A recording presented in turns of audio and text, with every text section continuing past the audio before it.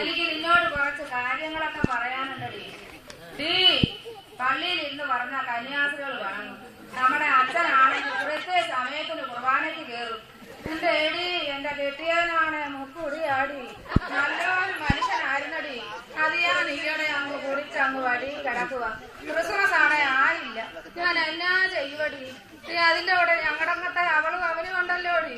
കുറഞ്ഞു പോയിടി. മക്കളെ രണ്ടിനെ എന്നെ ഏൽപ്പിച്ചു. ഞാൻ എന്നാ ചെയ്യും? രാവിലെ രണ്ടിനെ ഒരുക്കി വൈകും പുറത്തിട്ട് എട്ടേന്നടിക്കുമ്പോ ഓട്ടോയെ കേട്ടണ്ടേടി. എനിക്കൊരു സമാധാനവും ഇല്ലടി. മക്കൾ ഞാൻ ആരോട് പറയാനാ? മക്കളെ മോനൂട്ടാ വാ, നമുക്ക് പള്ളിയിൽ ഇരുന്ന് പ്രാർത്ഥിക്കാം. മക്കളെ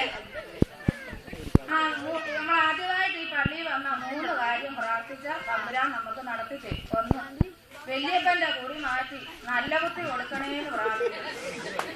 2, നിന്റെ അപ്പനും അമ്മയും പോറിഞ്ഞു പോയിരിക്കുക. എല്ലാ മാസവും കൃത്യമായിട്ട് കാശ് എനിക്ക് കിട്ടണം.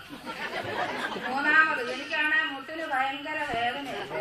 ഈ നാക്കിന് വിലയില്ല. വല്ല കാര്യവും നടക്കും. ഇത് 3 പ്രാർത്ഥിച്ചെടുക്കണം. തമ്പുരാൻ നടത്തി തരും.